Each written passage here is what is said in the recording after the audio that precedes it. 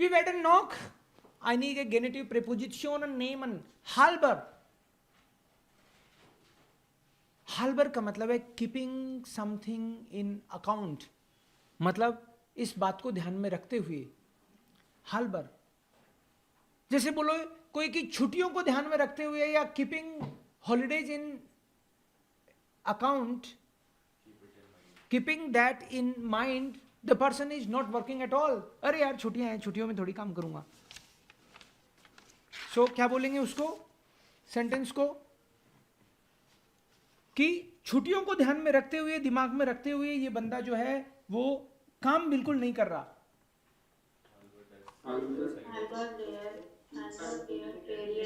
Fire टाग है या फ्राइन टाग है, उधर फायर टाग है. बोलो.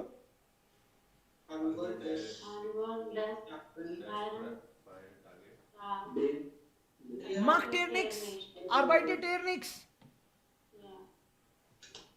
halber फायर टाग है. अब कुछ भी नहीं लगाओगे तो भी हो जाएगा. halber फायर टाग है. arbeitet er nix, nichts, arbeitet er nicht. halber der Party. Will ich meine Freunde einladen? Means keeping the party in mind, I want to invite my friends. Okay, try make your sentences. आपके खुद के sentence होंगे तो ये दिमाग में टिकेगा, नहीं तो टिकेगा नहीं. दिमाग में रखते हुए, उस बात को ख्याल में रखते हुए कोई कुछ कर रहा है. या जबर Singh bit shown. halber der Reise freue ich mich. halber der Reise freue ich mich.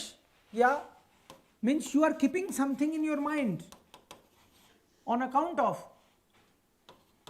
halber der Grammatik machen wir Übungen. Okay. या halber der Grammatik machen wir Übungen, मतलब कोई पर्टिकुलर ग्रामर को ध्यान में रखते हुए हम वही एक्सरसाइज कर रहे हैं. या विकास डू बिस द्रन.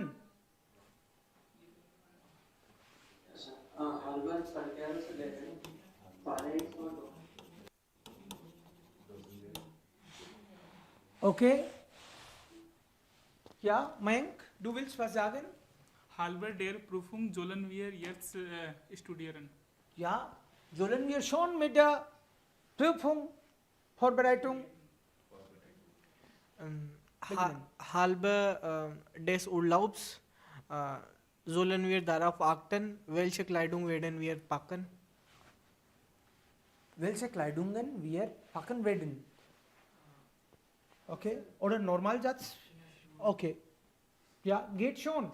Manvir und dann Jyoti. Ja, halber des Ziels. Halber? Was? Halber? Des Ziels Okay. sollen wir lernen. Ziels willst du sagen? मतलब दिमाग में एक टारगेट रखते हुए. Ja, sir. ओके. उसके लिए एक और गेनेटिव प्रीपोजिशन है स्वैक्स. स्वैक का मतलब होता है स्वैक. स्वैक, स्वैक्स, for the purpose of.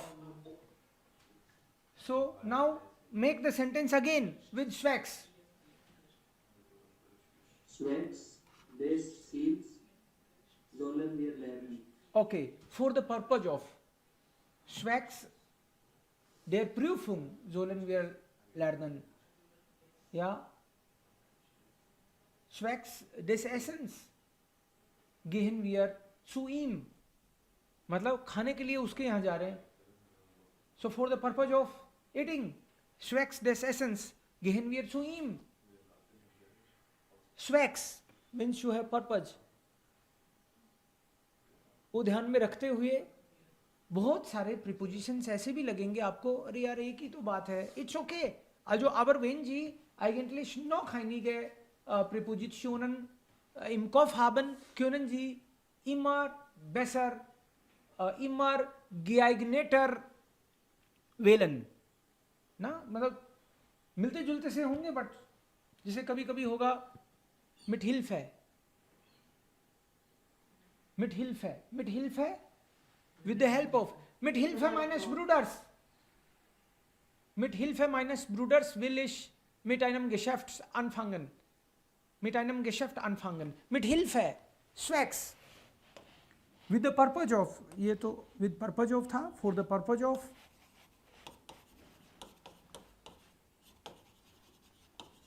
aber mithilfe, with the help of,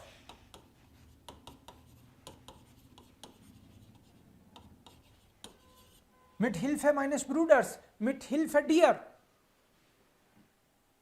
ja, mithilfe, Mithilfe meiner kleinen Schwester fahre ich nach Goa.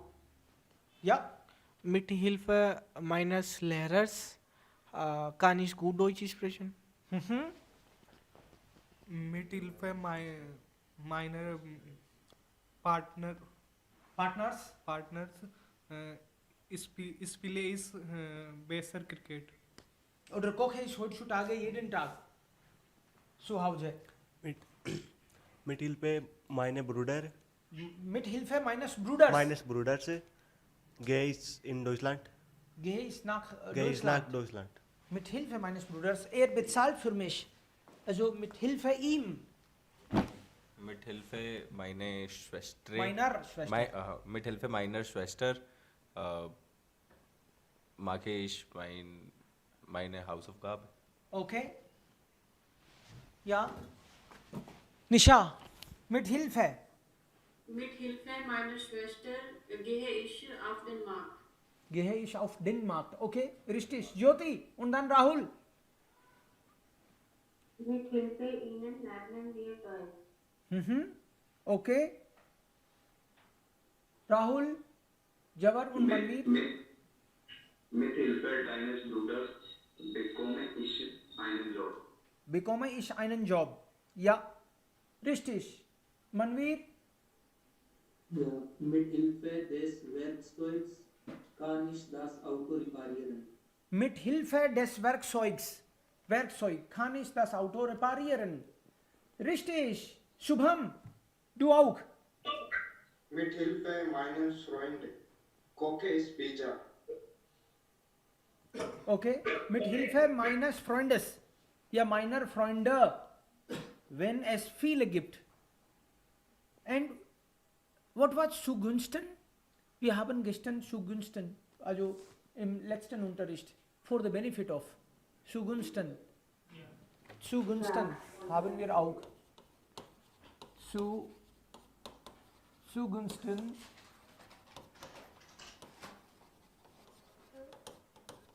Zugunsten.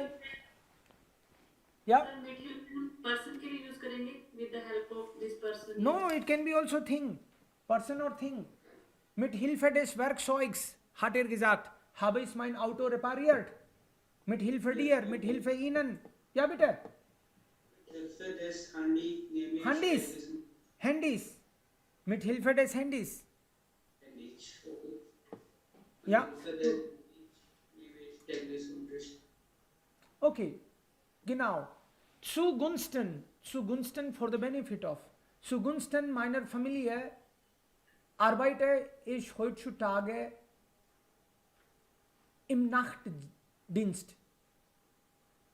For the benefit of my family, I am working in night shift. Obwohl ich mich dafür nicht interessiere. Zugunsten meiner Familie mache ich das. Okay? Zugunsten. For the benefit of. Zugunsten der Kinder. सुगुंस्ट किंडर भी बोलना है Nein, also zugunsten. सुगुंस्ट माइनस करियर Meiner Karriere, die Karriere. माइनर करियर arbeite ist hart. Okay, sehe schon. Zugunsten meiner Karriere arbeite ich hart. Mayank. Bitte schon? zugunsten meines Lebens habe ich meinen Job verlassen. Aha, zugunsten meines Lebens habe ich Job verlassen. Mein Gott. zugunsten meines Bruders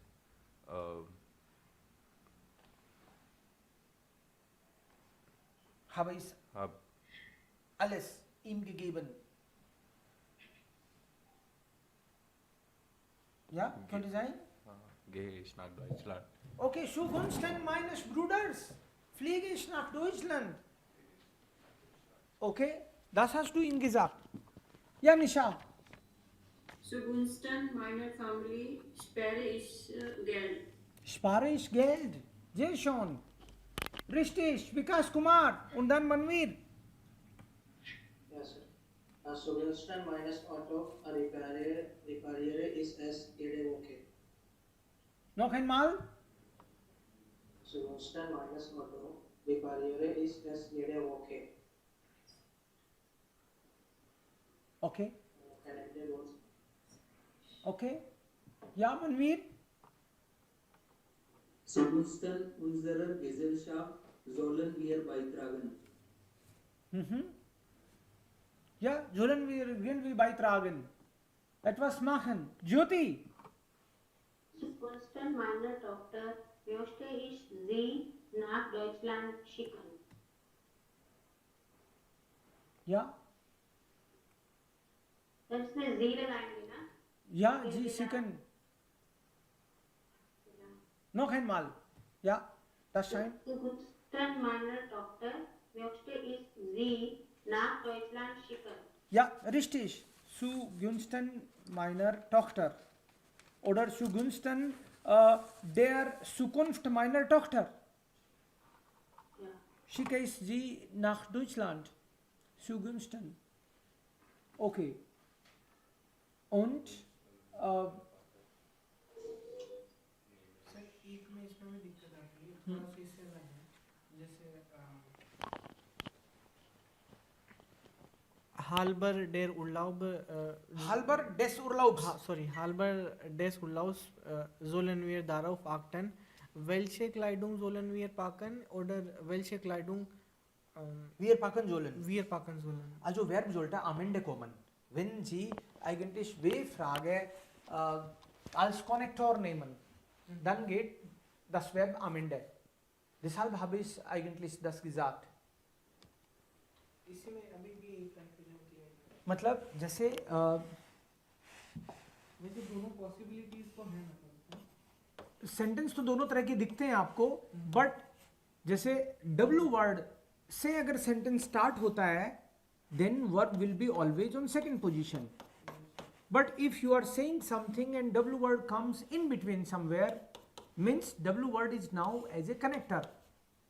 Und so sehen Sie normalerweise Verb am Ende. इस तरह के cases में generally आपको verb last में दिखेगी. Welche Kleidungen sollen, welche Kleidungen wir tragen sollen. जो कपड़े हमें पहनने चाहिए वगैरह ऐसा कुछ. Welche पाकन जो कपड़े हमें पैक करने चाहिए. उनको अगर ये बनाता कि कौन से कपड़े पहनने चाहिए. पैक करने चाहिए तो फिर वही मतलब वर्ब सेकंड पे आपके जैसे वो क्वेश्चन बनता है. नॉर्मली वर्ब को लास्ट में ले जाना है, इसमें जो और कौन से दोनों का सेंस निकल जाता है. जैसे कोई बोले कि ich weiß genau wo wir arbeiten wollen, मुझे बिल्कुल पता है जहां हमको काम करना है या कहां हमको काम करना है. दोनों तरीके से काम करता है वो, जहां भी और कहां भी, जो भी और जिसका भी, दोनों तरीके से. W वर्ड जो है जो मतलब उसको क्वेश्चन और स्टेटमेंट दोनों की तरह से काम कर जाता है वो. ये पूछना है. हाँ, जो जैसे वेयर का मतलब कौन भी और जो भी दोनों. इस वाइस्ट वेयर für uns arbeitet, मेरे को पता है कि कौन बंदा हमारे लिए काम करेगा. Schweist, wer für uns arbeitet, तो वो वर्ब लास्ट में चली जाती है क्योंकि इस वाइस करके फिर W वर्ड बीच में आया है, इसलिए. सर अगर कैन में अगर ले जाए लास्ट में, जैसे आउट कैन ले जाए लास्ट में, तो हाँ। उसका सू फिर लगेगा सर, aufzustehen. बोलो, एक सेंटेंस बोलो। Ich weiß, wenn ich aufstehen. आउटस्टे है, व्हेन इज आउटस्टे है, Aufstehe. फिर तो कंजुगेशन होगा ना। Ich weiß, wann ich aufstehe. Wenn ich aufstehe. Ich weiß, wann ich Wann ich aufstehe. Wann ich aufstehen muss.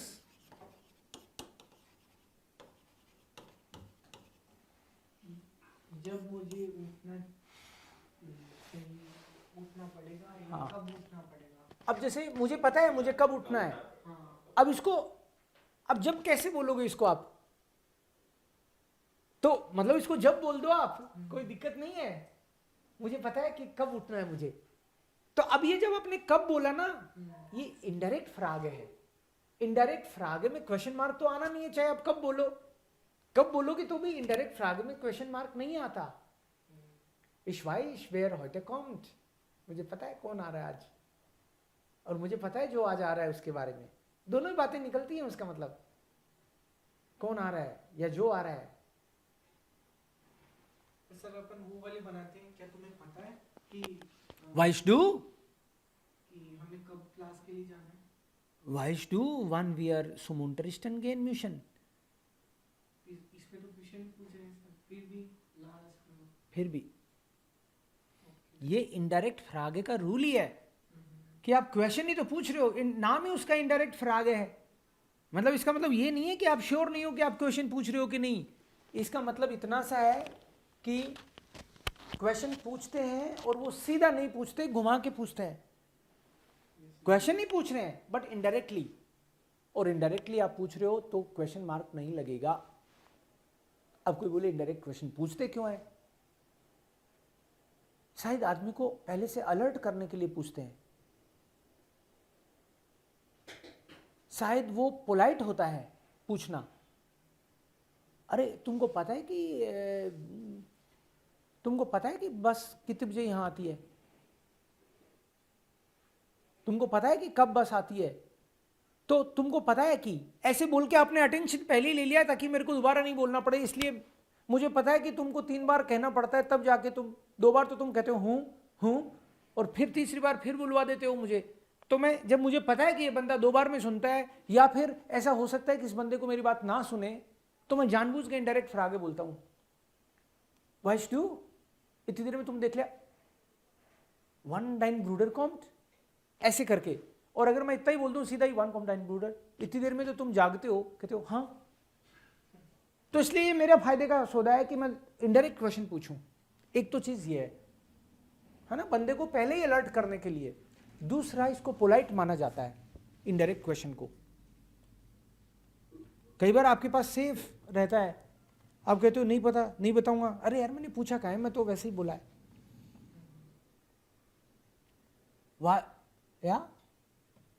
वारुम wir das machen?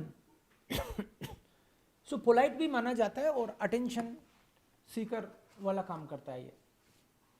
या अगर 2 वक्त आ जाए तो 2 वक्त आ जाए तो 2 बार होगा, 2 सेंटेंस भी आ सकते हैं।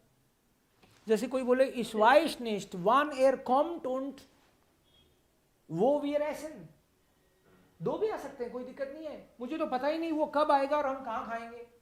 3 बज गए, अभी तक ये नहीं पता। तो इसका मतलब है बंदा ये पता करना चाहता है। इनडायरेक्ट क्वेश्चन यही तो है कि वो पूछना चाहता है कि भाई वो कब आएगा। आपने बोल दिया कि शिवा आएगा तब खाएंगे। अरे भाई कब तो वो आएगा और कहाँ हम खाएंगे, कुछ पता ही नहीं यार अभी तक यहाँ का। फिर उसने बोला कि पता है, शिवा ने व्यवस्था कर रखी है, इसी बिच्छीवाड़ा जो है वहाँ पे एक रेस्टोरेंट है, वहाँ चलेंगे अपन। अच्छा okay, ich weiß nicht wann kommt und wo wir essen। 2 भी हो सकते हैं, कोई दिक्कत नहीं है। रिफ्लेक्सिव वर्ब में भी इसमें जिस यूज करेंगे क्या? रिफ्लेक्सिव में क्यों नहीं करेंगे? जी एरनेरे जिस, जी एरनेट जिस, हाँ तो जिस यूज करेंगे। या natürlich। Ich weiß nicht ob wir uns mit ihm treffen। मुझे तो पता ही नहीं कि हम उससे मिलेंगे भी कि नहीं। अब मैं यहाँ पे जिस ही तो यूज कर रहा हूँ, जिस ट्रेफन मिट। Ich weiß nicht, ob wir heute noch mit ihm treffen. Ob wir uns. Ich weiß nicht, ob wir uns. एक साथ ही आ जाएगा wir uns. Mit ihm treffen. Reflexive होगा तो भी रिफ्लेक्सिव तो चलेगा ही. नहीं, जैसे सर एस पहले जी अरिनेरे जिस, फिर उसके बाद में कि वान बुस कॉमन.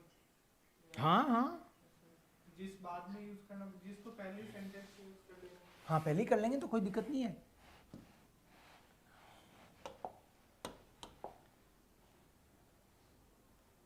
इश, अब क्या कहना चाह रहे हो? इश एरिनरे मिश दरान.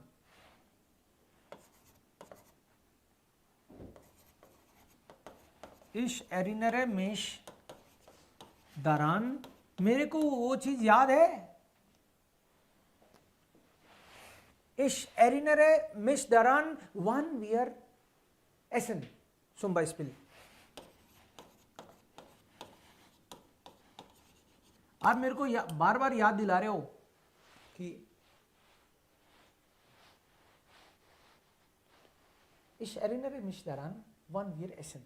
अभी 3 मिनट और बचे हैं. मुझे याद है कि हमको खाना कब है. तो ये हो गया, कोई बात नहीं, आगे का वैसा हो जाएगा, नो प्रॉब्लम. ये हो जाएगा इस एरिनरे मिश दारान वान wear गेहन zu einkaufen. Noch einmal. Wann ich erinnere mich daran, wann wir gehen zu einkaufen. Wann wir gehen einzukaufen. Wann wir gehen, ये तो एक बात हो गई.